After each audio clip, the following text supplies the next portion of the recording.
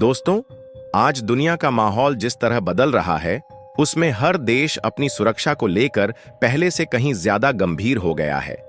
यह दौर ऐसा है जहां ताकतवर बनने के लिए सिर्फ संख्या मायने नहीं रखती, बल्कि तकनीक और रणनीति सबसे अहम भूमिका निभाती है। भारत भी इस सच को भली भांति समझता है और यही वजह है कि हमारी सेनाएं लगातार आधुनिक हो रही हैं।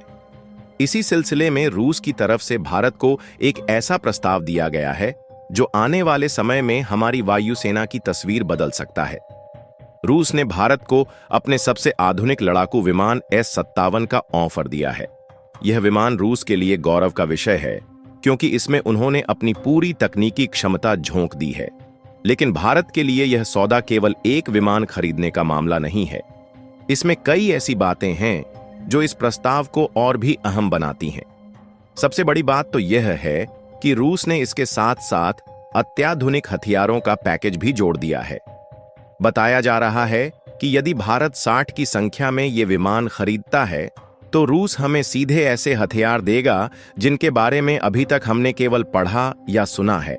इनमें सबसे चर्चित नाम है R-37M हाइपरसोनिक मिसाइल। यह मिसाइल लगभग 400 किलोमीटर की दूरी तक दुश्मन को निशाना बना सकती है। कल्पना कीजिए कि यदि हमारे विमानों के पास ऐसी मिसाइल हो, तो दुश्मन का कोई भी विमान हमारी सीमा में दाखिल होने से पहले ही खतरे में पड़ जाएगा। इसके अलावा रूस ने R-47M मिसाइल भी ऑफर की है, जिसकी रेंज 200 किलोमीटर बताई जाती है। यह मिसाइल हवाई युद्ध में बहुत मददगार साबित हो सकती है। वहीं के H-59 मिसाइल 300 किलोमीटर तक मार करने की क्षमता रखती है। इन सब का मतलब यह हुआ कि भारत को एक ही डील में ऐसे हथियार मिल सकते हैं जो न केवल हमारी ताकत बढ़ाएंगे, बल्कि पड़ोसी देशों के लिए भी स्पष्ट संदेश होंगे कि भारत को चुनौती देना आसान नहीं है। रूस की तरफ से केवल हथियार देने की बात नहीं हो रही, बल्कि उन्होंने यह भी प्रस्ताव रखा है कि यदि भारत S-57 फाइटर जेट खरीदता है, तो उसे इस विमान की पूरी तकनीक तक पहुंच मिलेगी। आमतौर पर कोई भी देश अपनी अत्याधुनिक तकनीक का रहस्य दूसरे देश से साझा नहीं करता, लेकिन रूस ने साफ कहा है कि भारत को इस विमान का सोर्स कोड, ऑपरेशनल सॉफ्टवेयर और टेक्नोलॉजी ट्रांसफर सब कुछ मिलेगा। इसका सबसे बड़ा फायदा यह होगा कि भारत भविष्य में खुद भी इस तकनीक में बदलाव कर सकेगा और किसी भी चीज के लिए रूस पर पूरी तरह निर्भर नहीं रहेगा।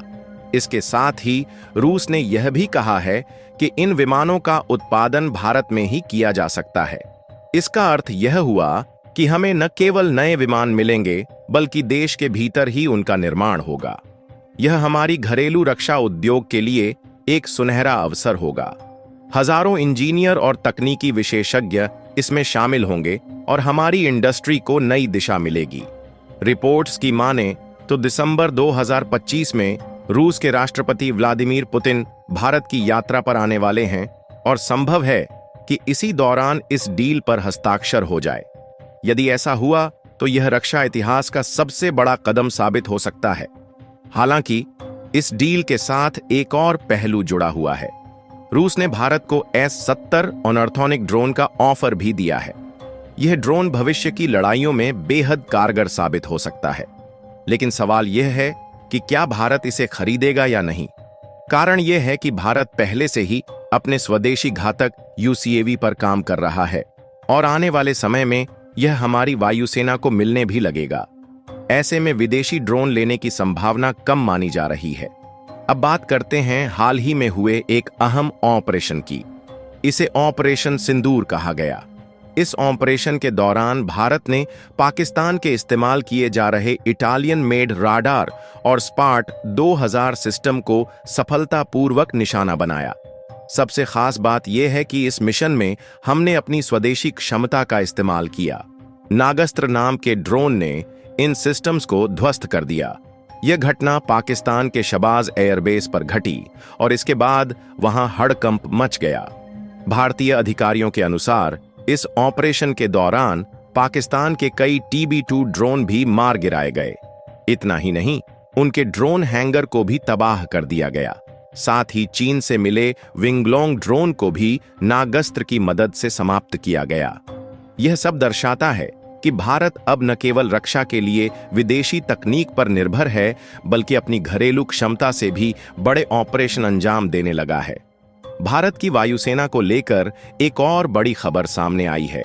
रक्षा सचिव की ओर से पुष्टि की गई है कि सितंबर 2025 में हमारी वायुसेना को 2 तेजस मार्क 1 फाइटर जेट की डिलीवरी होगी।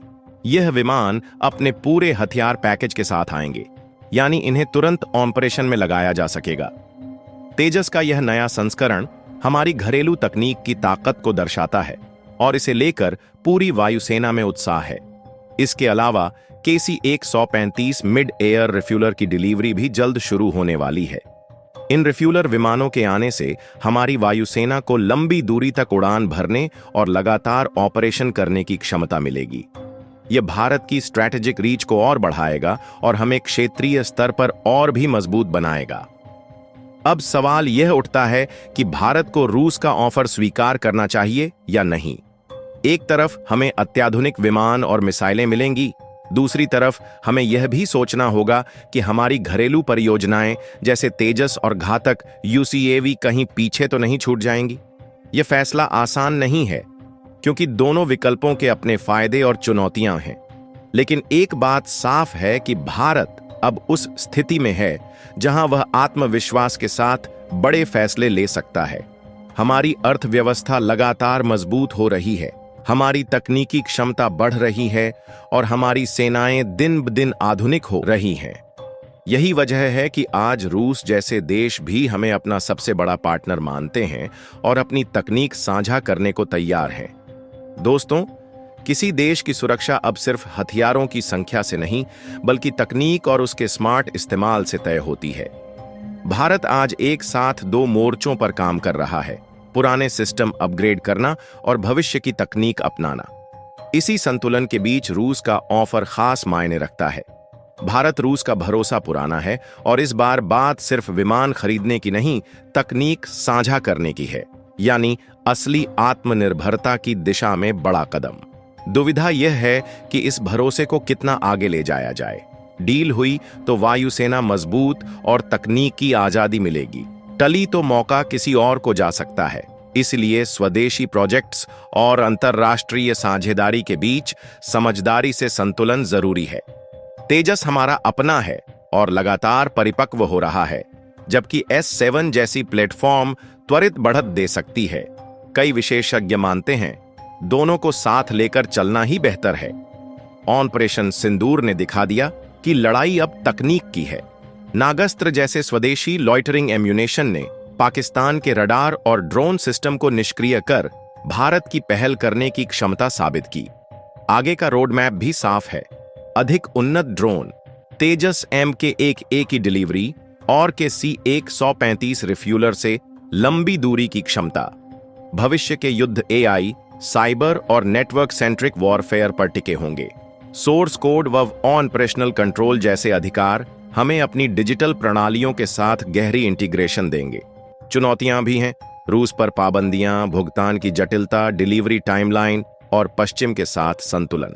डील हुई तो मिसाइलों, जेट्स और ड्रोन के साथ स्वदेशी ताकत जोड़कर भारत एशिया में अग्रणी हवाई शक्ति बन सकता है। न भी हुई तो तेजस, घातक UCAV और नागस्त्र जैसे प्रोजेक्ट हमें आगे ही ले जाएंगे। दिसंबर 2025 में संभावित उच्च स्तरीय मुलाकात अहम रहेगी। अंततः फैसला यही तय करेगा कि हम कितनी तेजी से आगे बढ़ना चाहते हैं। पर इतना पक्का है कि आज का भारत अपने हित में अपने दम पर फैसला लेने की स्थिति में। दोस्तों, फिलहाल इस खबर में इतना ही। अब नजरें टिकी हैं आने वाले महीनों पर, जब इस डील को लेकर अंतिम फैसला सामने आएगा। पुतिन की भारत यात्रा दिसंबर 2025 में होने वाली है और तभी स्थिति और साफ होगी। आपकी इस पूरे मुद्दे पर क्या राय है, हमें कमेंट सेक्शन में बताइए। अगर आपको यह रिपोर्ट जानकारीपूर्ण लगी हो तो चैनल को सब्सक्राइब करें, वीडियो को लाइक करें और अपनी राय हम तक जरूर पहुंचाएं। धन्यवाद। जय हिंद।